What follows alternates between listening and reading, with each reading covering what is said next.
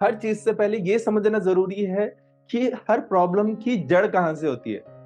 तो प्रॉब्लम को समझने से पहले ये समझना आना चाहिए, जैसे शरीर होता है, शरीर में अलग अलग तरह के सिस्टम्स होते हैं। ये सिस्टम क्या होते हैं? सिस्टम वो होता है जैसे एक घर है, घर में अलग अलग वायरिंग होती है। जैसे पानी के लिए अलग पाइपलाइन होती है, इलेक्ट्रिसिटी के लिए अलग पाइपलाइंस होती है, उसके बाद देखेंगे गैस के लिए अलग पाइपलाइंस होती है। तो ऐसे हर चीज के लिए अलग पाइपलाइंस होती है, अलग अलग जाल बिछाया होता है घर में, जिसकी वजह से सब चीजें परफेक्टली काम करती है। सेम इसी प्रकार से हमारे शरीर में अलग अलग सिस्टम्स होते हैं, जिसकी वजह से बॉडी हमारी अच्छे ढंग से काम करती है। अगर आपने इन सिस्टम्स को समझ लिया तो आप अपनी बॉडी में किसी भी तरह की प्रॉब्लम का उपचार कर सकते हैं। पहला सिस्टम क्या होता है? पहला सिस्टम हम देखेंगे सर्कुलेटरी सिस्टम। ये सर्कुलेटरी सिस्टम क्या करता है? जो आपका हार्ट है, हार्ट सर्कुलेट करता है पूरी बॉडी में ब्लड को ट्रांसपोर्ट करने के लिए। जो आप ऑक्सीजन भी लेते हैं, ऑक्सीजनेटेड जो ब्लड होता है, ऑक्सीजन को मिला के ब्लड में, वो हमारे पूरी बॉडी में स्प्रेड करता है। ठीक है, तो ये सर्कुलेटरी सिस्टम होता है जो बॉडी में ब्लड सप्लाई करने का काम करता है। सेकंड होता है नर्वस सिस्टम। नर्वस सिस्टम क्या करता है? नर्वस सिस्टम ऐसा होता है कि जैसे अगर आप सो रहे हो, उठ रहे हो, बैठ रहे हो, तो बॉडी में इंपल्सेस, जैसे इंपल्सेस क्रिएट होती है। जैसे पैर में अगर आपको किसी चींटी ने काट लिया या पैर में खुजली हो रही है, तो आपको कैसे पता चलता है? तो वो जो सिग्नल का पाथवे है, वो पाथवे हमें मिलता है नर्वस सिस्टम से। ठीक है, तो आपकी बॉडी में अगर कहीं पे न्यूरोपैथी हो जाती है डायबिटीज में, तो उसमें क्या होता है, ये नर्व्स होती है ना, उसमें शुगर की ब्लॉकेजेस की वजह से पैर की सेंसेशन पता नहीं लगती है। ठीक है, तो ये समझना बहुत जरूरी है। सर्कुलेटरी सिस्टम क्या होता है, नर्वस सिस्टम क्या होता है, उसके बाद है रेस्पिरेटरी सिस्टम। रेस्पिरेटरी सिस्टम क्या होता है? रिलेटेड टू हमारे नोज, हमारे लंग्स।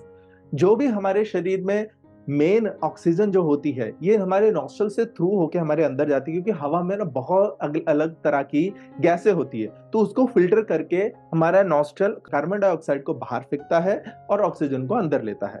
ये जो काम होता है हमारे शरीर में, ये रेस्पिरेटरी सिस्टम करता है। उसके बाद जो सिस्टम है वो हमारा डाइजेस्टिव सिस्टम। आपने देखेंगे बहुत सारे आपको पेशेंट मिलेंगे या आपके घर में भी प्रॉब्लम होती है। ओके, आपने देखा रहेगा सीमा जी ने बोले कि थम मेरी 3 पॉइंट है। ओके, अभी वो चीजें बात करेंगे। Digestive system. आजकल आपको बहुत सारे पेशेंट मिलेंगे कि सर मैं जो खाता हूँ ना, मुझे डाइजेस्ट ही नहीं होता है, गैस बनता रहता है, और ये हर घर की कहानी है। तो आपको डाइजेशन से रिलेटेड कोई भी प्रॉब्लम है, उसका उपचार भी हम यहाँ पे सीखेंगे। जो भी आपने खाया, वो खाने से डाइजेशन मतलब उस चर्निंग होती है, पहले वो अलग अलग पार्ट में डिवाइड होती है। डिवाइड होने के बाद वो आगे फर्दर प्रोसेस के लिए लिवर से होते हुए आपका ये जो प्रोसेस होता है स्मॉल इंटेस्टाइन, लार्ज इंटेस्टाइन, वहां से होते होते पूरा एनस के थ्रू बाहर निकलता है। तो ये पूरे के पूरे सिस्टम को मुंह से लेके जो एनस तक का सिस्टम होता है, ये डाइजेस्टिव सिस्टम आता है, पर ये जीआई ट्रैक होता है, गैस्ट्रो इंटेस्टाइनल ट्रैक होता है, जो पूरा सिस्टम होता है। तो इससे रिलेटेड कोई भी प्रॉब्लम है, वो भी हम उसके ऊपर काम कर सकते हैं, जो आपको बहुत इजीली हर घर में, आपको जल्दी कोई नर्वस सिस्टम का नहीं मिलेगा, जल्दी सर्कुलेटरी सिस्टम का नहीं मिलेगा, पर डाइजेशन के तो इशू बहुत मिलेंगे आपको। ठीक है, उसके बाद है स्केलेटल सिस्टम। तो हमारे शरीर को, अभी जो मैं खड़ा भी हूं, वो खड़ा हूं बिकॉज ऑफ स्केलेटल सिस्टम। ठीक है, तो स्केलेटल सिस्टम के साथ हमारे बॉडी एक जगह से दूसरी जगह पे मूवमेंट कर सकता है। ठीक है, तो बहुत सारे लोगों को कुछ एज के बाद, जैसे समझिए 50-60 के बाद, हमारी जो बोन होती है उस डेंसिटी कम हो जाती है। उसका मतलब क्या है कि बोन में इतनी ताकत नहीं है कि वो अपने आप को स्टेबल कर पाए। ठीक है, उनकी होल्डिंग कैपेसिटी वो कम होना स्टार्ट हो जाती है। जैसे बोलते हैं कि कैल्शियम उसमें सो डिपॉजिट हुआ रहता है, वो विड्रॉल होना स्टार्ट हो गया है। तो ऐसे बहुत सारी प्रॉब्लम होती है, जो स्ट्रक्चरल प्रॉब्लम होती है, जो स्केलेटल सिस्टम से प्रॉब्लम हम ठीक कर सकते हैं। उसके बाद है मस्कुलर सिस्टम। मस्कुलर सिस्टम क्या करते हैं? अभी देखिए, हड्डियों का ढांचा तो हमने क्रिएट कर दिया, जो हमें मूवमेंट देता है। जैसे आपने किसी भी इमारत को खड़े करने के लिए सबसे पहले सरिये लगाए जाते हैं। ठीक है, वो हमारी होगी हड्डियां। ठीक है, वो हमारी बोन सिस्टम होगी। पर वो अगर ऐसे ही आप देखेंगे, ऐसे ही अगर सरियों को लगा देंगे, जो लोहे के रॉड्स होते हैं ऐसे लगा देंगे, तो इधर उधर झूलेंगी। ठीक है, तो उसको एक जगह पे बांधे रखने के लिए जो सिस्टम होता है, वो होता है मस्कुलर सिस्टम, जो हड्डियों को मजबूती से पकड़ के रखता है और हिलने नहीं देता। नहीं तो हड्डियां ऐसी खड़ी रहेगी, आप हल्का सा टच भी करोगे गिर जाएगी। जैसे स्केलेटल सिस्टम होता है, कहीं आपने स्कूल्स में, कॉलेजेस में या क्लासेस में देखा रहेगा कि स्केलेटल होता है। ठीक है, नरकंकाल होता है वो होता है, तो उसको हल्का सा टच करोगे इधर उधर हिलता है, क्योंकि उसके अंदर मास नहीं है, क्योंकि मास होल्ड करके रहे, होल्डिंग कैपेसिटी को मेंटेन करता है। तो ये कुछ सिस्टम्स है जो हमारी बॉडी में, आप मेडिकल बैकग्राउंड से नहीं है, ठीक है, आपको पता ही नहीं है कि ये सब क्या होता है, बट आपको ये सिस्टम पता होना चाहिए ताकि आपको अपनी बॉडी में ये पता चले कि मेरे को कौन से सिस्टम की प्रॉब्लम हो रही है। तो आपको ये पता हो गया तो आप ट्रीटमेंट इजीली कर पाएंगे। ठीक है, तो ये सिस्टम्स आप लिख के रख लीजिए, याद आएगा आपको, लाइफ टाइम काम आएगा अपने लिए और अपनी फैमिली के लिए। ओके, अभी हम बात करेंगे हमारी सिमिलैरिटी की। जैसे हमने ऑलरेडी बात की थी, हमारा जो शरीर है हमारे हाथ जैसा है। ठीक है, जो जब हमारे हाथ को हमने इस प्रकार से देखा था, ठीक है, ओके मैं इस साइड आ जाता हूं। ओके, ये हमारे हाथ की फ्रंट साइड है, जिसमें आप यहाँ पे देखेंगे शरीर में ये जो सेंटर वाला पार्ट है, ये ट्रंक का एरिया होता है। ठीक है, ये ट्रंक का एरिया है, ये हमारी दोनों एक्सट्रीमिटीज है बाहर निकली हुई है, ये हमारा हेड है और ये हमारे पैर है, ये हमारी एक्चुअल बॉडी है, जैसे हम हैं, जैसे मैं खड़ा हूं।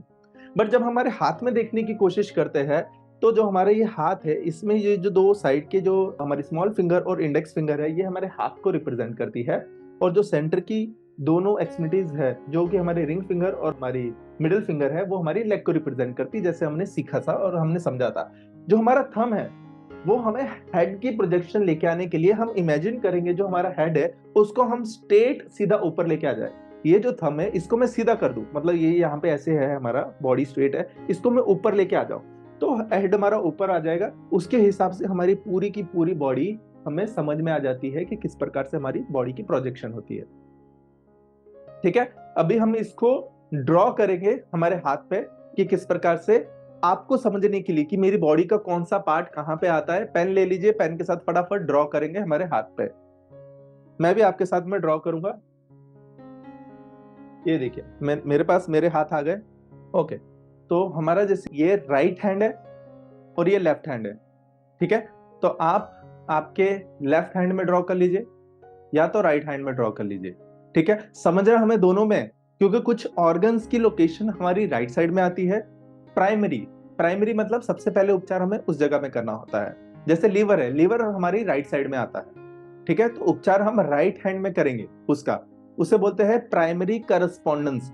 जो ऑर्गन लेफ्ट साइड में आते हैं, ठीक है, उनका उपचार हम लेफ्ट साइड करते हैं, क्योंकि उनकी लोकेशन हमारे शरीर में लेफ्ट साइड में आती है, तो प्राइमरी करस्पॉन्डेंस का लेफ्ट साइड में बनता है। ठीक है, ये प्राइमरी और करस्पॉन्डेंस और सेकेंडरी करस्पॉन्डेंस भी मैं अब भी आपको एक्सप्लेन कर देता हूं, पहले ये देख लीजिए, क्योंकि उससे क्या होता है कि आपको ये समझने में आसानी होगी कि हमें अगर राइट लेग की प्रॉब्लम है, तो अभी देखो हाथ दो है, तो आपको ये पता होना चाहिए मुझे राइट हैंड में उसका ट्रीटमेंट करना है, लेफ्ट हैंड में ट्रीटमेंट करना है। ठीक है, तो उसके लिए समझने से पहले हम ये देखेंगे कि जो हमारा राइट हैंड है, राइट हैंड में जो हमारी इंडेक्स फिंगर है, ठीक है, ये हमारी आर्म है। ठीक है, बट ये कौन सी आर्म है? ये राइट आर्म है। ये आप समझ लीजिए, चाहिए तो आप फोटो अपने पेपर पे भी बना लीजिए, पर याद रखने की कोशिश करिए।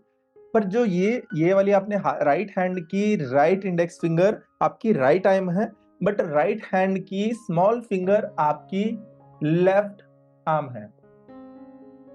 ये समझना आपके लिए जरूरी है। राइट हैंड की इंडेक्स फिंगर आपकी राइट आर्म होगी और राइट हैंड की स्मॉल फिंगर लेफ्ट आर्म होगी। ठीक है, और राइट हैंड का अगर आपको ट्रीटमेंट करना है, अभी मैं आपको कुछ क्वेश्चन भी पूछूंगा तो थोड़ा ध्यान रखिए, कैमरे के साथ ही रहिए, पास में रहिए। राइट हैंड का अगर ट्रीटमेंट करेंगे तो राइट हैंड में करेंगे, क्योंकि right is a primary correspondence for right hand. ठीक है, ये प्राइमरी करस्पॉन्डेंस है। अभी राइट हैंड की मिडिल फिंगर, मतलब ये वाली, होगी हमारी राइट लेग, और राइट साइड की राइट हैंड की जो हमारी मिडिल फिंगर है, वो है primary correspondence of right side. अगर कोई भी प्रॉब्लम राइट लेग से रिलेटेड है तो मैं राइट हैंड के मिडिल फिंगर में ट्रीटमेंट करूंगा। क्लियर है? और राइट हैंड की रिंग फिंगर होगी मेरी लेफ्ट लेग। ठीक है, राइट हैंड की इंडेक्स फिंगर होगी राइट आर्म, राइट हैंड की स्मॉल फिंगर हो गई मेरी लेफ्ट आर्म, राइट हैंड की मिडिल फिंगर होगी राइट लेग, राइट हैंड की आपकी रिंग फिंगर होगी लेफ्ट लेग। ठीक है, अभी इसको पहले क्लियर कर लेते हैं फटाफट। जो राइट हैंड का जो पहला जॉइंट है, ये जॉइंट जो कि हमारे ट्रंक से कनेक्टेड है, वो हो गया हमारा शोल्डर जॉइंट। और जो बीच वाला जॉइंट ये है, ये हो गया हमारा एल्बो। और सबसे दूर वाला हो गया हमारा रिस्ट। ठीक है, आप बस समझने के लिए समझ लीजिए, मैंने बस फटाफट ऐसे ही लिख रहा हूं आपको। सेम इसी तरह से जो पहला जॉइंट है ये हो गया शोल्डर,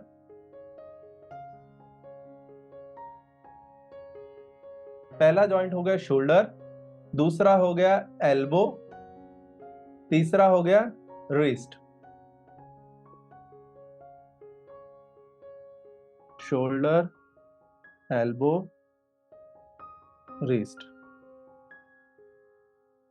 ठीक है, इतना क्लियर है? ठीक है, जब हम सेंटर की बात आते हैं, जब हम लेग्स की बात करेंगे, तो पहला जो जॉइंट है जो कि हमारे पाम को कनेक्टेड है, उसका पहला जॉइंट हमारा हो गया हिप जॉइंट। ठीक है, सेकंड का जो जॉइंट आएगा वो हो गया नी,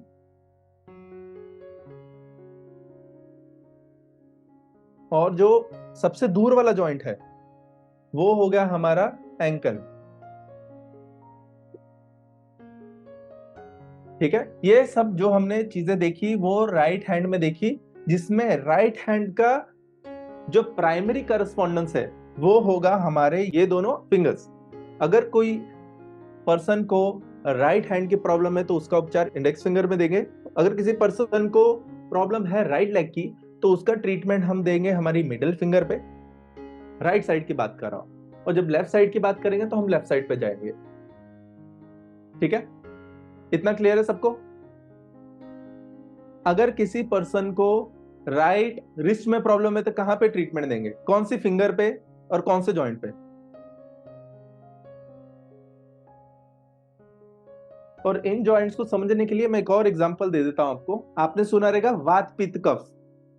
ठीक है, अभी देखिए, दूर वाला जॉइंट, बीच वाला जॉइंट, पास वाला जॉइंट, ये थोड़ा मुश्किल हो जाता है। ठीक है, तो इसको समझने के लिए जब हमारे हाथ को ऐसे करते हैं, जो सबसे दूर वाला जॉइंट है उसको बोलेंगे हम वात जॉइंट, बीच वाले को बोलेंगे पित्त जॉइंट, और सबसे जो पास में नीचे वाला है कनेक्टेड हमारे ट्रंक को, वो हमारा कफ जॉइंट। दैट मीन्स जो हमारे ट्रंक से कनेक्टेड है वो हो गया कफ जॉइंट, के से डिनोट करेंगे।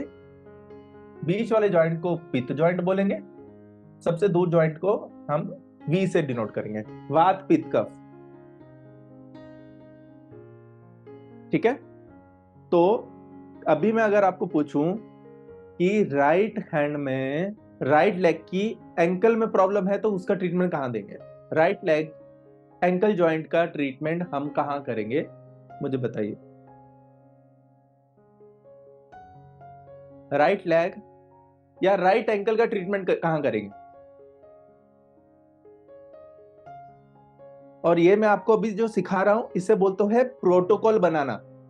तो अभी किसी को समझो, आपने ट्रीटमेंट बना के भी दिया कि ट्रीटमेंट कैसे करना है, तो आपको पता होना चाहिए उसका ट्रीटमेंट कैसे देना है, या लिखना कैसे है कि हमने क्या ट्रीटमेंट दिया। तो उसको कैसे लिखेंगे हम? राइट एंकल का ट्रीटमेंट किधर करेंगे? मिडल फिंगर पिथ जॉइंट, राइट लेग वात। Exactly.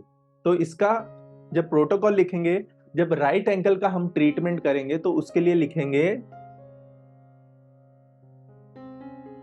Right side middle finger है और वात जॉइंट है, राइट साइड मिडल फिंगर है और वात जॉइंट है, ऐसे लिखना है। तो अगर आप ये किसको लिख के भी दे दोगे ना तो उसको समझ में आ जाएगा कि अच्छा राइट साइड है, मिडल फिंगर है और वात जॉइंट है। ठीक है, तो आपको प्रोटोकॉल लिखना भी आना चाहिए। आप नहीं तो हमेशा प्रोटोकॉल मांगते रह जाएंगे कि दे दीजिए प्रोटोकॉल, दे दीजिए, कैसे ट्रीटमेंट करो। अगर किसको नहीं क्लियर है तो बता दीजिए, तो मैं आगे बढ़ूं फटाफट, क्योंकि थोड़ा सा डिफिकल्टी चीजें बढ़ने वाली है अभी। अगर सबको क्लियर है तो लिख लीजिए C very good, perfect perfect perfect. ठीक है, ये वात पित्त का समझो, जो सबसे दूर जॉइंट है वात, बीच वाला पित्त पाम को कनेक्टेड है, वो कफ जॉइंट है।